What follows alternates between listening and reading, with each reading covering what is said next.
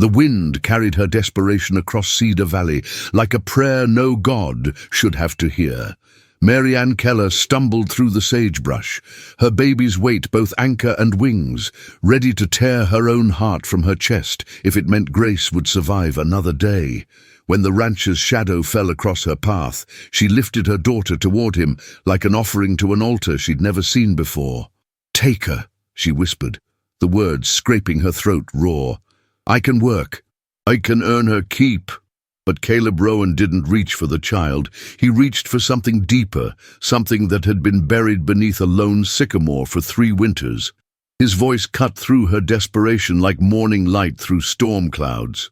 "You don't need to give me your baby. You both can stay. You're safe now."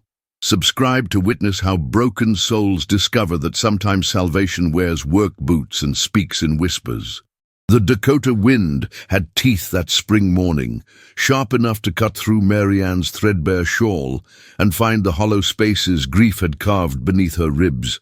She pressed Grace closer to her chest, feeling the baby's heartbeat against her own, 2 rhythms trying to find harmony in a world that had forgotten how to sing.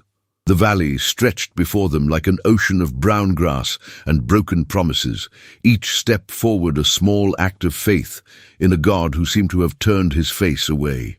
Her boots, worn thin as her hope, whispered against the earth with the sound of surrender, but still she walked because stopping meant choosing, and she wasn't ready to choose which one of them would survive the night.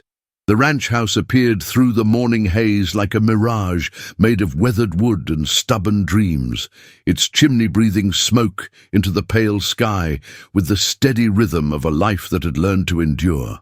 Marianne's legs trembled beneath her, not from the miles she'd walked, but from the weight of what she was about to do, the thing that would either save them both or damn her soul to a hell she was already living. She could see him now, a figure moving between the barn and the house with the measured gait of a man who had made peace with solitude, his shoulders broad enough to carry burdens she couldn't even name.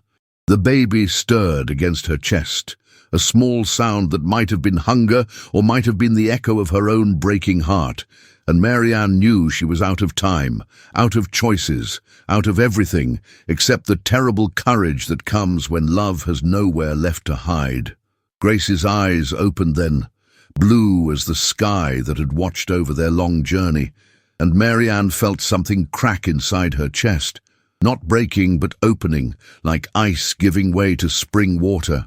The baby's fingers curled around a strand of her mother's hair, holding on with the fierce determination of someone who had never learned that the world was supposed to be cruel. And Marianne almost turned back then, almost chose the dignity of dying together over the shame of begging alone. But the wind shifted, carrying the scent of wood smoke and coffee, of a life that had found its rhythm despite the storms, and she forced her feet to move forward, because sometimes love means walking toward the very thing that terrifies you most. The rancher had stopped his work now, his hands still on the fence post he'd been mending, his face turned toward her with the careful attention of a man who had learned to read the language of desperation written in the way a woman holds her child. She could feel his eyes on her as she approached, not judging but measuring, the way a carpenter measures wood before deciding if it's strong enough to bear weight.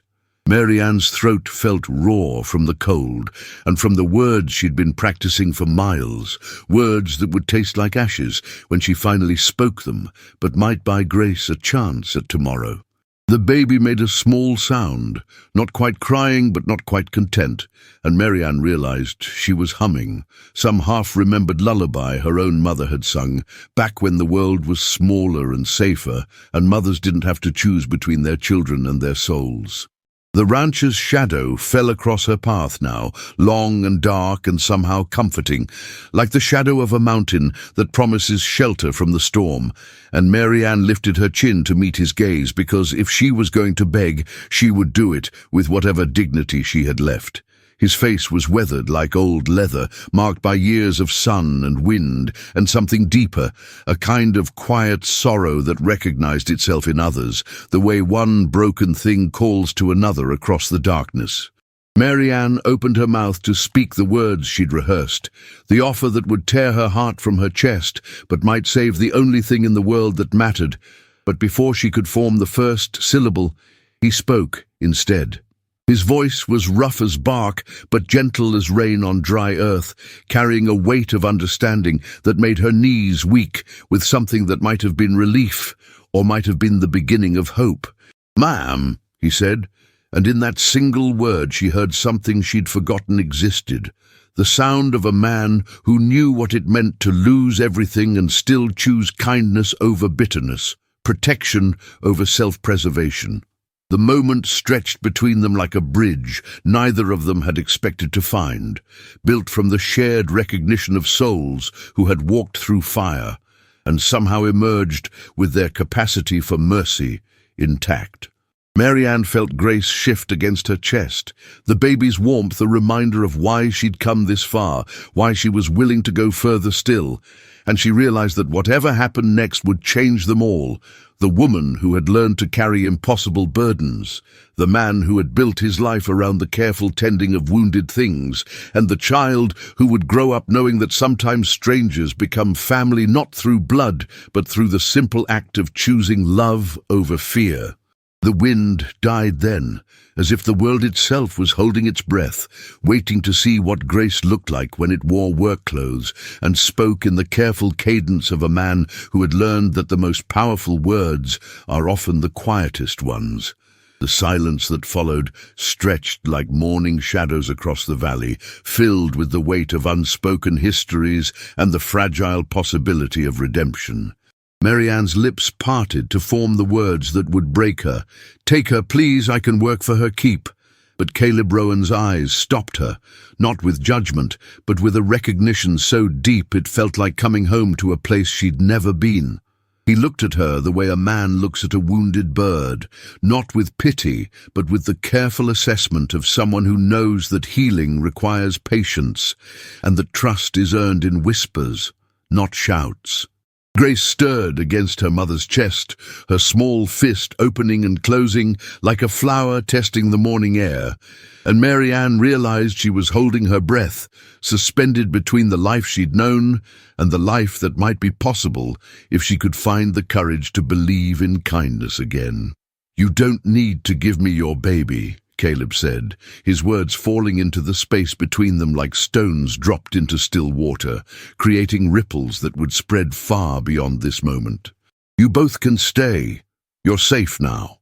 The simplicity of it hit Mary Ann like a physical blow, not because it was cruel, but because it was kind, because in all her rehearsed speeches and desperate calculations she had never imagined that someone might offer shelter without demanding payment. Protection without requiring sacrifice.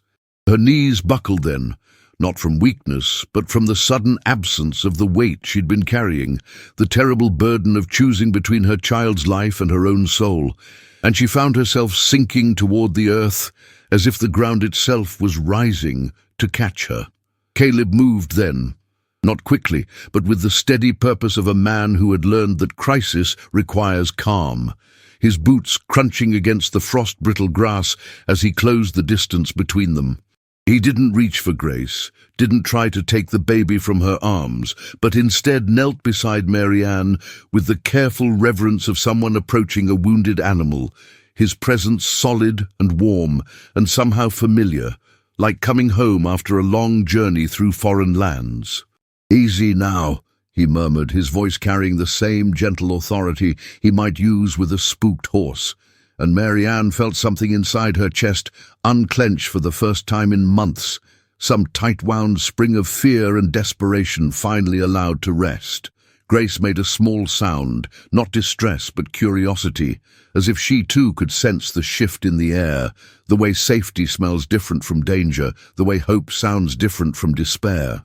The morning light caught the silver in Caleb's hair, threading through the brown like frost on autumn grass, and Mary Ann found herself studying his face with the desperate attention of someone trying to read a map in a foreign language.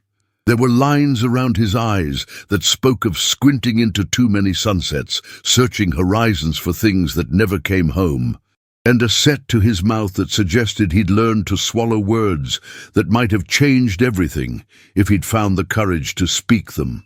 But there was something else too, something in the way he held himself that reminded her of the oak tree behind her childhood home, scarred by lightning but still standing, still offering shade to anyone who needed shelter from the storm.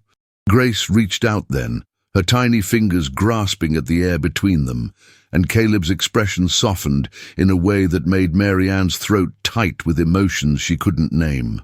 "When did you last eat?" he asked, and the question was so practical, so grounded in the immediate needs of the living, that Marianne almost laughed, not from humor, but from the relief of being seen as a person rather than a problem to be solved. She tried to remember, counting backward through the blur of desperate days and sleepless nights, through the long walk across the valley, with Grace's weight growing heavier with each step, through the moment when she'd finally accepted that love sometimes means letting go, and sometimes means holding on so tight your hands bleed. "I don't remember," she whispered, and the admission felt like another kind of surrender, another wall coming down in the careful architecture of survival she'd built around her heart. Caleb nodded as if this was exactly the answer he'd expected, as if he'd asked the question not to judge, but to understand, to measure the depth of her need so he could meet it with the appropriate grace. He stood then, extending his hand toward her with the patient courtesy of a man who understood that trust is a fragile thing, easily broken and slowly mended, and Marianne looked at his palm, calloused from honest work, marked by small scars that told stories of barbed wire and stubborn horses and the 1,000 small battles that make up a life lived close to the earth. Grace made another sound, something that might have been approval or might have been hunger, and Marianne realized that her daughter had never known a world where men offered help without expecting payment, where kindness came without conditions attached like chains. She reached up then, her fingers trembling not from cold, but from the magnitude of the moment, and when her hand touched his, she felt something she'd thought was lost forever. The possibility that tomorrow might be different from today, that safety might be more than just a word people used to describe places that existed only in dreams and half-remembered prayers.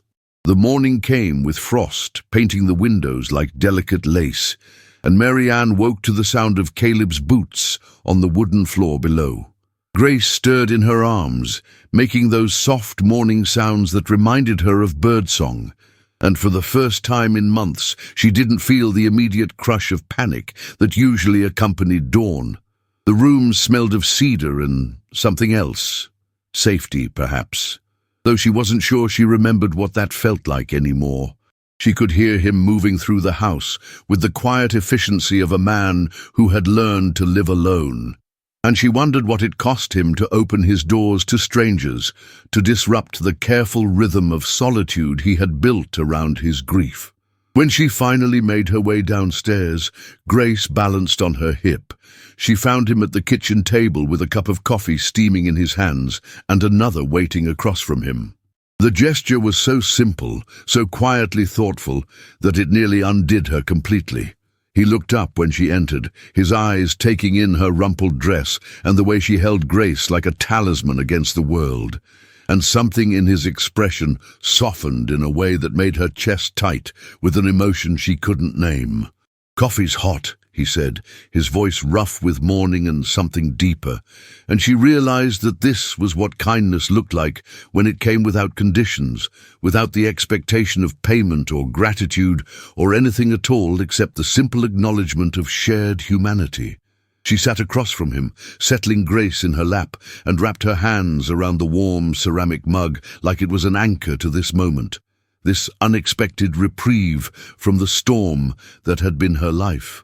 The coffee was strong and bitter and perfect, and she found herself studying his face over the rim of her cup, the lines around his eyes that spoke of squinting into too many sunrises, the careful way he held himself as if he were afraid of taking up too much space in his own home.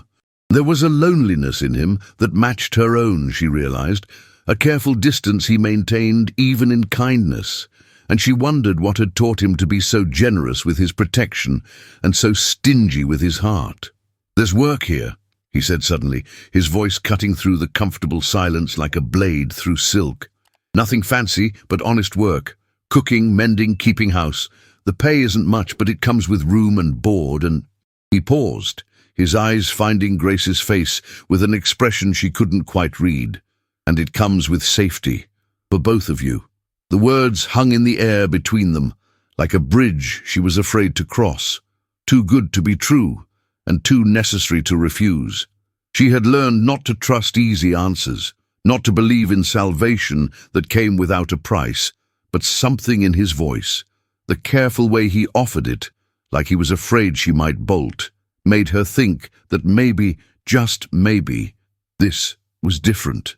Grace chose that moment to reach for the sugar bowl, her tiny fingers grasping at the air with the determined focus that only babies possessed. And Caleb moved it closer without thinking, his large hands gentle as he guided her small ones to touch the smooth ceramic. The gesture was so natural, so unconsciously protective, that Marianne felt something crack open in her chest. Not breaking, but opening. Like a door she had kept locked for so long she had forgotten there was anything beyond it. "Why?" she asked, the word escaping before she could stop it, and he looked at her with those steady grey eyes that seemed to see too much and understand even more. "And because everyone deserves a place to land," he said simply. And in those words she heard the echo of his own falling, his own desperate need for solid ground beneath his feet. The morning light caught the gold in Grace's hair as she babbled at the sugar bowl, and Marianne realized that for the first time since Thomas died, she could imagine a future that stretched beyond the next meal, the next night, the next desperate decision. A future that might include laughter and safety, and the radical possibility that she and her daughter might actually be wanted somewhere, not as burdens to be endured, but as people worth protecting simply because they existed. 3 weeks passed, like pages turning in a book she was afraid to read too quickly, each day settling into a rhythm that felt both foreign and achingly familiar. Marianne found herself moving through the house with increasing confidence, her hands remembering the comfort of domestic routine, bread rising in the morning sun, laundry snapping on the line like flags of surrender to normalcy, Grace gurgling contentedly in the wooden cradle Caleb had brought down from the attic without explanation. She had stopped waiting for the other shoe to drop, stopped listening for the sound of his patience wearing thin, and in that gradual relaxation she discovered muscles she hadn't realized she'd been holding tight for months, years perhaps, since long before Thomas died, and left her adrift in a world that had no use for women without men to define them. It was on a Tuesday morning, while hanging sheets that smelled of lavender and hope, that she saw him standing beneath the lone sycamore tree that grew at the edge of the property, his hat in his hands, and his shoulders curved inward, like a man carrying invisible weight. She had noticed the tree before, impossible to miss, really, standing sentinel against the endless sky, but she had never seen him approach it, never witnessed the way he seemed to shrink beneath its spreading branches, as if the shade itself was heavy with memory.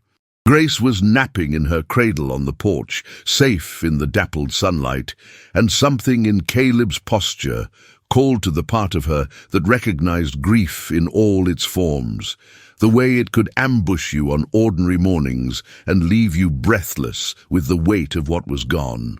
She found herself walking toward him without conscious decision, her feet carrying her across the grass that was just beginning to green with spring's tentative promise. He didn't turn when she approached, but she saw his shoulders tense slightly, the way a wild animal might when it sensed company but wasn't sure if it meant safety or threat. "Sarah," he said quietly, and the name hung in the air like smoke from a dying fire. "My wife. She's buried here." The words were simple, matter of fact, but she could hear the careful control in his voice, the way he held each syllable like glass that might shatter if handled too roughly.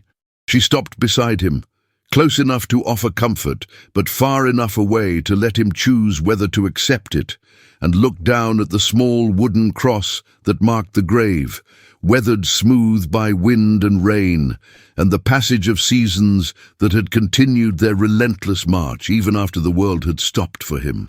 "She died in childbirth," he continued, his voice so low she had to strain to hear it above the whisper of wind through the sycamore's leaves. "The baby, too. A son." The words fell between them like stones into still water, creating ripples that spread outward into silence. She thought of Grace, sleeping peacefully on the porch, of the miracle of her own survival through that same dangerous passage, and felt the weight of survivor's guilt settle on her shoulders like a familiar shawl. "I'm sorry," she whispered, because there were no other words, no combination of syllables that could bridge the gap between his loss and her presence here, alive and whole with her daughter when his wife and child lay cold beneath the earth.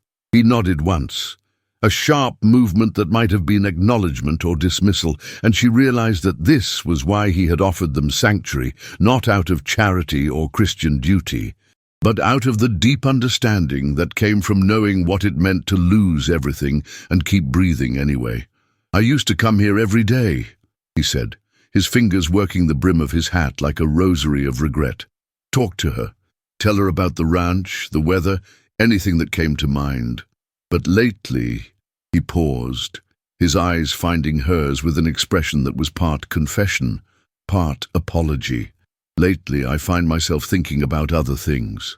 About Grace's laugh, about the way you hum when you're cooking, about how the house feels different now, not empty, but full." The admission hung between them like a bridge. Neither was sure they were ready to cross, and she felt her heart do something complicated in her chest, a flutter that was part fear and part something else entirely, something that felt dangerously like hope. The wind picked up, sending sycamore leaves dancing around their feet like confetti at a celebration they weren't sure they deserved to attend, and she reached out without thinking, her fingers finding his hand where it hung at his side.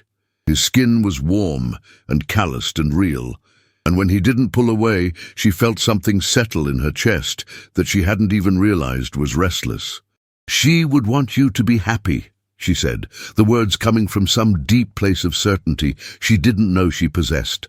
And he turned to look at her fully for the first time since she'd joined him beneath the tree, his grey eyes bright with unshed tears and something else. Gratitude, perhaps, or the beginning of permission to let go of guilt and reach for something new. Summer arrived like a promise kept, painting the valley in shades of gold and green that made Marianne's heart ache with a beauty she had almost forgotten existed. Grace had learned to sit up on her own, clapping her hands with delight at everything from dust motes dancing in sunbeams to the way Caleb's voice changed when he sang old cowboy ballads while working in the barn. The house had settled around them like a well-worn coat, each room holding the shape of their daily rituals, morning coffee shared in comfortable silence, evening meals where Grace babbled commentary from her high chair, nights when the three of them sat on the porch, watching stars emerge like scattered diamonds against the velvet sky. Marianne had stopped thinking of herself as a guest and started thinking of herself as something more dangerous, more permanent, as someone who belonged here, in this place, with this man who had taught her that safety could be freely given without expectation of return. It was on an evening in late July, when the air was thick with the scent of honeysuckle and the promise of rain, that everything changed with the simple act of Caleb reaching for Grace when she fussed during dinner. The baby went to him without hesitation, her small hands tangling in his shirt as she settled against his chest with the trust that only children possessed, and Marianne felt something shift inside her chest like tectonic plates finding new alignment.